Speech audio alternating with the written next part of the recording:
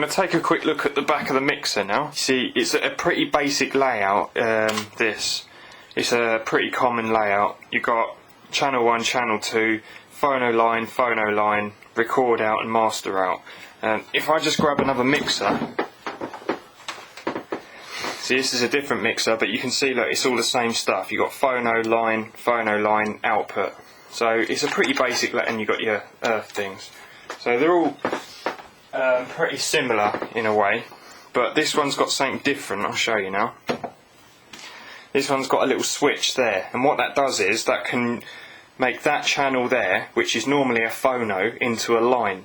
So you can, normally you'd plug like a turntable in there, but if you switch that switch to the other side, you can now plug a CD player or something into there. But because I'm using 2 turntables and the 2 CD players, I'm going to put those 2 to phono and then leave the other 2 as line. Now this is where you've got to convert channel 1 and 2 into left and right.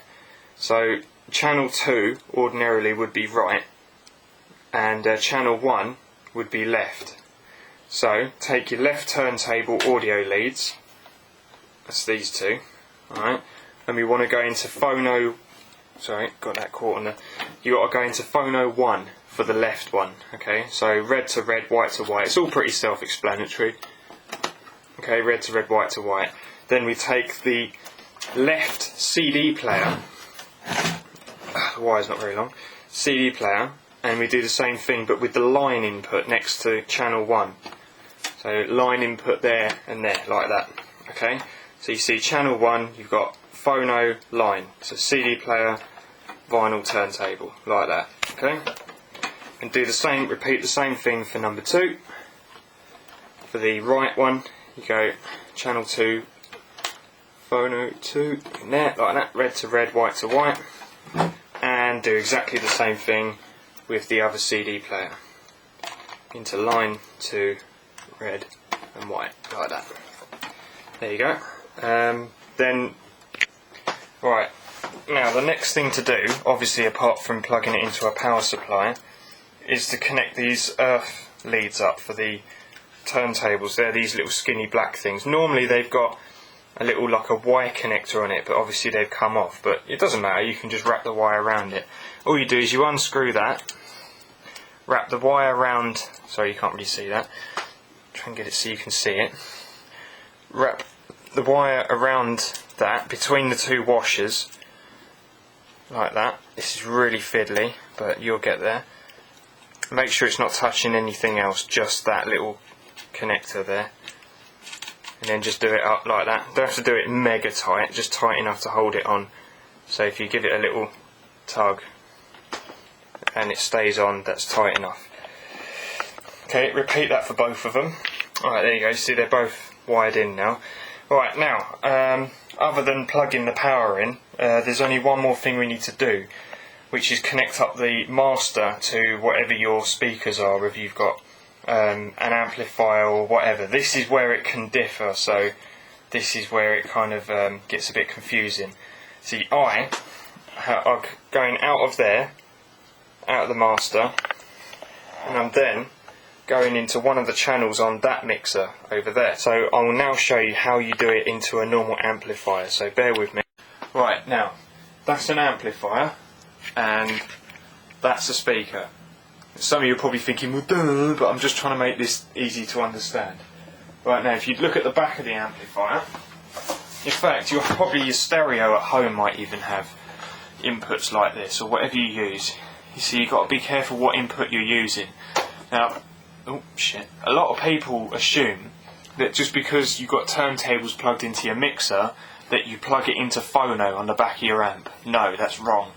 Because the mixer has a preamp in it, and if you plug it into the phono, all you're going to get coming out the speakers is a whole lot of distortion, and you're probably just going to blow the amp. So what you want, you're looking for an auxiliary, that's a DAT/auxiliary, or CD, tuner. You could probably use any of these inputs really, but ideally you're looking for auxiliary or CD or something like that. Just anything apart from phono and apart from tape. So I'm going to go for auxiliary. Okay, so you plug it into auxiliary like that. Okay, now the next thing to do is now plug the speakers in. Or for this purpose, demonstration, I'm just going to use one speaker. Right, now the speakers, in my case speaker, is plugged in now, and that's plugged in. We're not going to turn this on just yet. Obviously you need to plug it into the socket.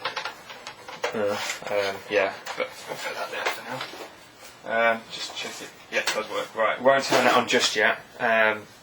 We'll leave it for a minute. We'll pause the camera and then I'll show you what to do the other end. Right, now here's the back of the mixer. You want, this is the other end of that wire I've just plugged into the amp, and we want to plug that into the master output, not the record out. If your mixer has a record out, you can do if you want to, but ideally you want master, because that's mainly just for like recording your mixes or whatever. Make sure they're on phono, and that's pretty much it really. Obviously, yeah, that would go into your computer or a tape recorder or whatever. If you, or even another amp, if you've got more than one amplifier, you can use that as a route to another amplifier if you want to. But yeah, everything's plugged in and it looks all like that. We're ready to switch it on. So, untangle that. Right, now the camera's going to be handheld from this point. Right, so they're all set up. I like my mixer up like that, so it's very slightly at an angle. Personal preference, you don't have to have it like that. But there's one more thing you've got to do first, because I have these going on. So to put those on, right, time to power it all up. So turn the mixer on. Turn the mixer on first, and then turn the CD players on. Then you turn the amp on, and we want it on auxiliary. Okay, that click means that the protection, thermal protection, is clicked off, so that speaker should now be live. So let's try this out. Got a record on there. Okay, let's try this. Phono. There we go.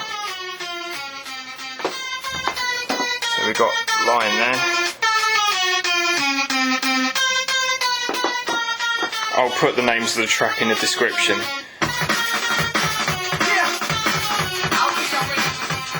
There you go, so make sure it doesn't run into the red. You want it at 0 decibels, then increase your amplifier.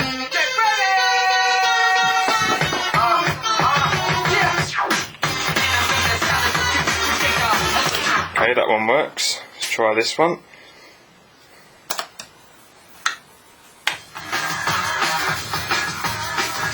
Pucker.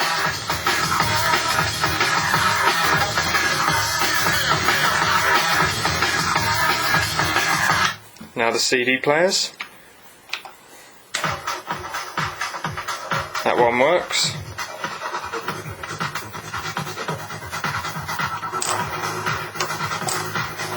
And now that one. Excellent, they all work.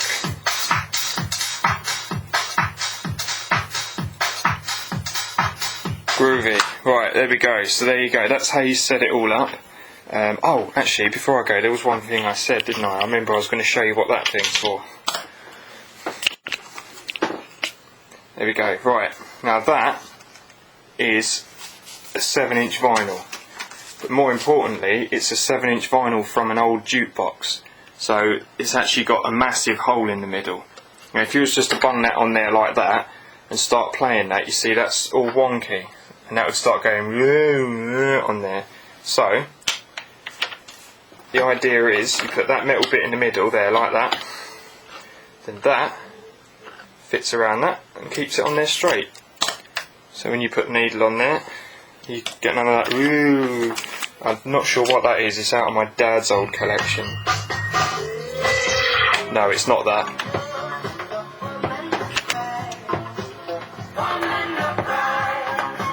Yeah, I think that might be a bit knackered, that record. Right, anyway, yeah. Hope this has helped, and leave any comments or whatever underneath, and I'll put as much as I can in the description.